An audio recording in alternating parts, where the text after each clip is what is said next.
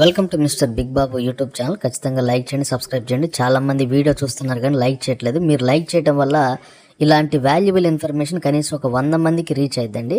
So మీరు ఖచ్చితంగా like అయితే చేయండి, పూర్తిగా వినండి. ఈ వీడియోలో కొన్ని సంచలనమైనటువంటి నిజాలు ఉంటాయి, పూర్తిగా వినండి.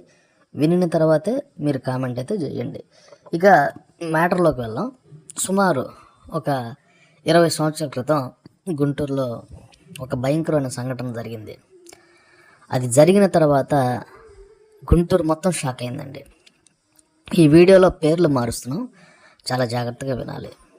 రవి అండ్ ఆదినారాయణ. రవి చిన్న కొడుకు అనమాట. ఇంట్లో జులాయిగా తిరుగుతూ ఉండేవాడు. రవి ఏ పని చేసేవాడు కాదనమాట. ఉద్యోగం కోసం అటు ఇటు అడ్డదారులు దొక్కుతూ చాలా డబ్బు బాగొట్టాడు. రవి వాళ్ళు అగ్రకులంలో పుట్టారు, ఆస్తిపరులు. దాంతోపాటు రవి వాళ్ళ ఫాదర్కి గవర్నమెంట్ జాబ్ కూడా ఉండటం ప్లస్ అయింది. రవికి ఉన్నటువంటి బ్యాడ్ హ్యాబిట్స్ ద్వారా ఆస్తి మొత్తం కూడాను అమ్మేశాడు అనమాట. బెట్టింగ్స్ అని, ఆ ప్యాకాట, మందు దాగి ఆస్తి మొత్తం అవగొట్టాడు.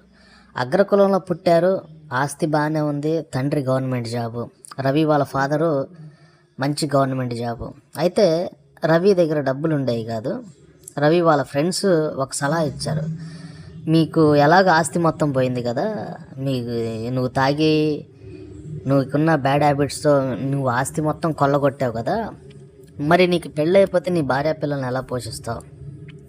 నీకు పని పాట లేదు, నీకు తోడు నీకు ఒక లవర్ ఉంది కదా, మరి నీకు ఆస్తి మొత్తం బాగొట్టావు, మరి రేపొద్దు నీ పిల్ల పాపలను ఎలా పోషిస్తావని రవి వాళ్ళ ఫ్రెండ్స్ కొంతమందికి రవికి సలహా ఇచ్చారు. మరొక ఫ్రెండ్ రవికి క్లోజ్ ఫ్రెండ్ అన్నమాట. అతనేం సలహా ఇచ్చాడంటే, నువ్వు జీవితంలో సెటిల్ అవ్వాలంటే ఒకే ఒక మార్గం ఉంది, కాకపోతే అది చాలా కష్టమైన మార్గం అని అన్నాడండి. రవి అడిగాడు అనమాట, అసలు ఏంటి ఆ మార్గం ఏంటంటే, మీ నాన్న ఆన్ డ్యూటీలో చచ్చిపోతే నీకు గవర్నమెంట్ జాబ్ వస్తుంది, లంచాలు బాగా తీసుకోవచ్చు, బాగా జీవితంలో ఎదుగుతావు అని ఒక సలహా ఇచ్చాడండి. రవికి మైండ్లో ఒక భయంకరమైనటువంటి ఆలోచన వచ్చిందనమాట.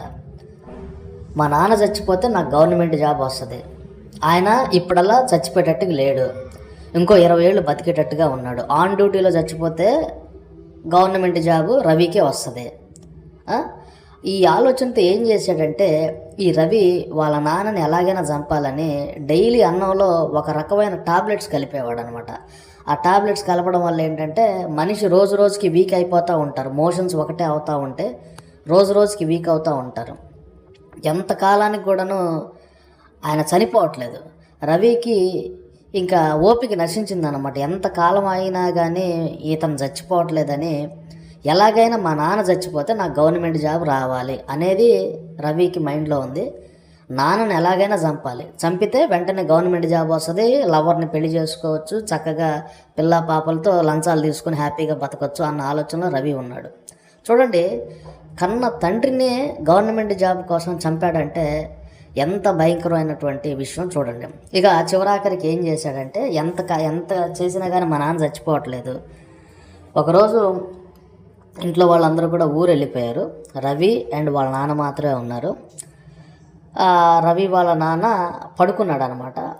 ఇంకా వెంటనే వచ్చేసి దిండు పట్టుకొని ముఖం మీద గట్టిగా బాగా అదిమి ఆయన చనిపోయేదాకా ఉన్నాడు. మొత్తాన్ని చనిపోయారు.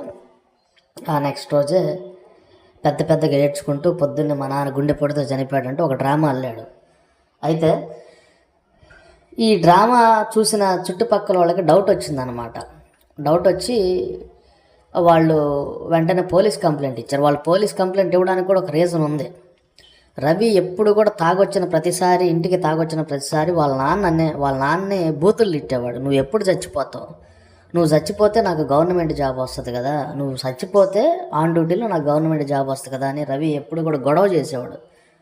ఆ చుట్టుపక్కల వాళ్ళకి డౌట్ వచ్చింది. వెంటనే పోలీస్ కంప్లైంట్ ఇచ్చారు.